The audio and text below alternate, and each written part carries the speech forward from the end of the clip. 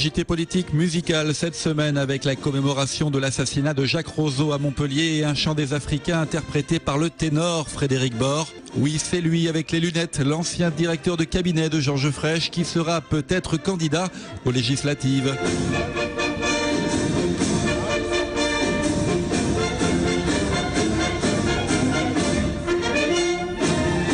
Les législatives, la présidentielle, tout le monde se mobilise. À gauche, Anne-Yvonne Le Dain se lance sur la deuxième circonscription, 100% Montpellier-Rennes.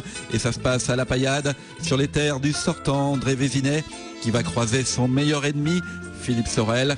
Un moment de chaleur et de fraternité.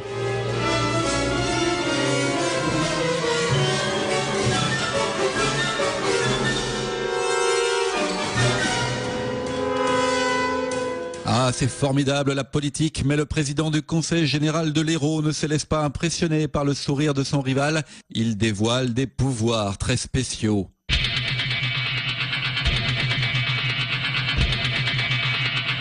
On n'est pas toujours d'accord, mais j'ai toujours voté pour lui en tant que président.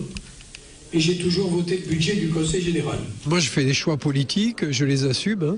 Et de toute façon, vous le savez, je n'ai qu'une seule idée dans ma tête, c'est Montpellier, ce sont les municipales. Objectif 2014 donc, en se positionnant juste un peu en 2012, un suppléant embusqué dans l'ombre d'une candidate aux législatives. Comment voulez-vous que je ne m'intéresse pas à cette élection qui concerne la moitié de la ville de Montpellier ? Moi qui ai déclaré ma candidature aux élections municipales de 2014, officiellement, avec Hélène Mandroux, puisqu'aujourd'hui nous sommes les deux officiellement à l'avoir dit. Et justement, elle arrive, le maire de Montpellier, 1 heure plus tard.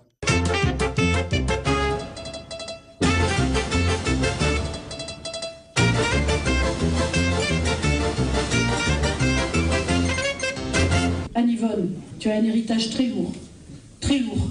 Mais je crois que tu as des parrains et des marraines avec toi. Et l'essentiel, c'est que tu as la population avec toi. Et surtout, n'oublie pas une chose. Les gens ici, si tu les aimes, ils t'aimeront.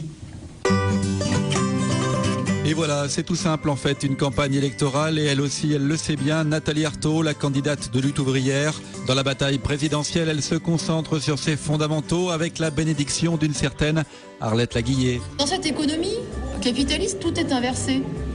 Ceux qu'on préserve, c'est ceux qui sont riches à milliards, et ceux qu'on met sur le carreau, c'est ceux qui perdent tout quand ils perdent leur emploi et leur salaire. C'est le fait qu'il y a une minorité, effectivement, qui dirige la société, qui impose son diktat et qui le fait payer aux travailleurs, qui le fait payer aux chômeurs. Et ça, pour le changer, il va falloir se mettre en colère.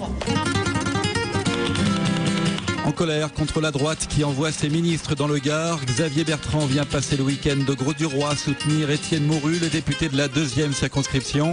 L'ancien patron de l'UMP a ressorti sa fiche Languedoc-Roussillon.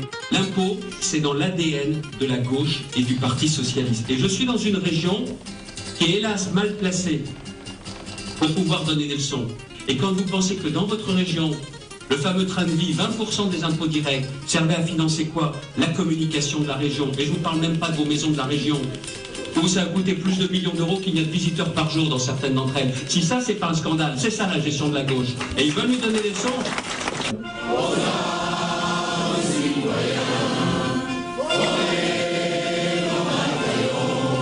Et la contre-attaque est immédiate à gauche. Super Vézinet va bâtir un quartier de ses propres mains à Montpellier.